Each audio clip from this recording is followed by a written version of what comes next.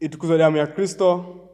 Karibu mpendwa mtazamaji wa Mwangaza Digital, nawe msikilizaji wa Mwangaza FM, tusikilize ujumbe Mtakatifu Gaspari, ikiwa leo ni tarehe 1 ya mwezi wa pili. Binadamu mzima anapaswa kuwa mtakatifu, mtakatifu katika upendo wa ndani, mtakatifu katika maneno anayosema, mtakatifu katika kutekeleza wajibu wake. Binadamu mzima anapaswa kuwa mtakatifu, mtakatifu katika upendo wa ndani, mtakatifu katika maneno anayosema, mtakatifu katika kutekeleza wajibu wake. Ndugu mtazamaji na msikilizaji mpendwa, amani ya Bwana iwe nawe popote ulipo. Karibu katika tafakari ya leo, tafakari inayotualika kuangalia ndani ya mioyo yetu na kujiuliza maswali muhimu. Je, mimi ninaishi wito wa utakatifu katika maisha yangu ya kila siku? Mtakatifu Gaspari del Bufalo, padre na mwanzilishi wa shirika wa misionari wa damu azizi ya Yesu, anatuachia maneno mazito lakini yenye mwanga mkubwa wa maisha anaposema, binadamu anapaswa kuwa mtakatifu, mtakatifu katika upendo wa ndani, mtakatifu katika maneno anayosema, na mtakatifu katika kutekeleza wajibu wake. Maneno haya siyo kwa ajili ya watawa tu au mapadre, bali ni wito kwa kila Mkristo, kwa kila anayebatizwa. Neno la Mungu linathibitisha waziwazi maneno haya linaposema, iweni watakatifu kwa kuwa mimi ni mtakatifu. Tunayapata haya katika waraka wa kwanza Mtume Petro kwa watu wote, sura ya 1 aya ya 16. Ndugu mtazamaji, nawe msikilizaji, kila Mkristo anaitwa kuwa mtakatifu katika upendo wa ndani. Utakatifu unaanza ndani ya moyo kabla ya maneno, kabla ya matendo kuna moyo. Mtakatifu Gaspari anatukumbusha kwamba upendo wa ndani ndiyo msingi wa maisha matakatifu. Bwana wetu Yesu Kristo mwenyewe anasema, heri walio safi wa moyo, maana hao watamuona Mungu. Injili Mathayo sura ya 5 aya ya 8. Upendo wa ndani unamaanisha nini? Ndugu zangu, upendo wa ndani ni kuwa na moyo unaojua kusamehe hata unapoumia au kuumizwa. Ni kuwa na moyo usiojaa chuki, wivu au kisasi.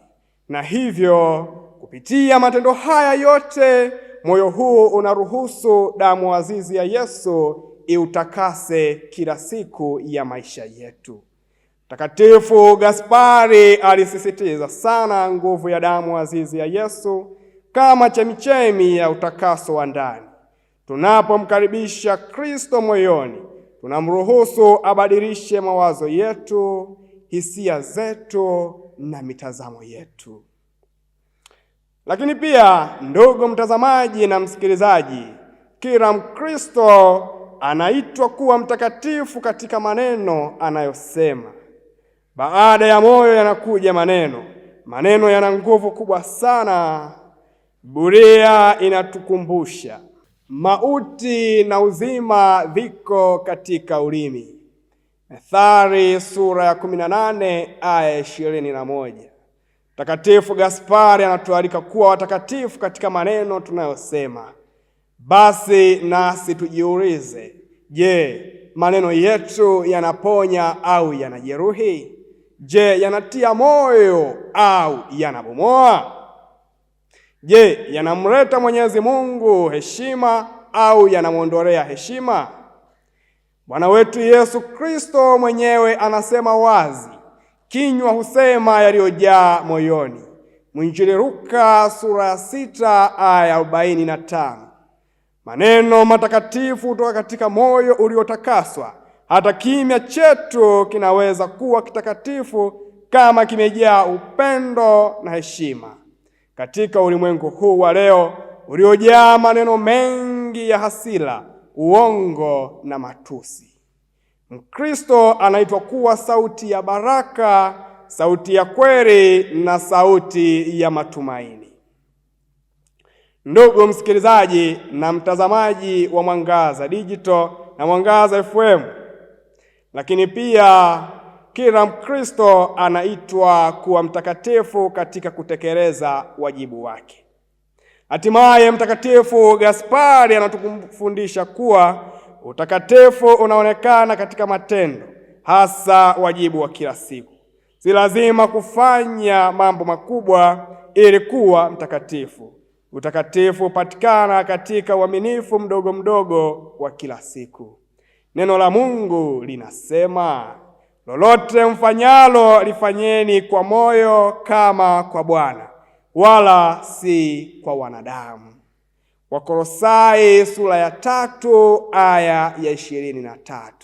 Mzazi anaelea kwa upendo, mfanyakazi anayefanya kazi kwa uaminifu, mtu anayesaidia bila kutafuta sifa, hapo ndipo utakatifu wa kweli unaishi. Mtakatifu Gaspari mwenyewe aliishi utakatifu huu katika utume wake, akitangaza damu azizi ya Yesu kwa ujasiri bila kuchoka hata katika mateso. Alitufundisha kwamba kumpenda Mwenyezi Mungu kwa dhati lazima kuonekane katika jinsi tunavyowatumikia wengine. Ndugu mtazamaji, nawe msikilizaji, utakatifu si ndoto ya mbali, ni safari ya kila siku. Ni kuishi kwa upendo wa ndani, kuongea kwa maneno yanayojenga na kutekeleza wajibu wetu kwa uaminifu.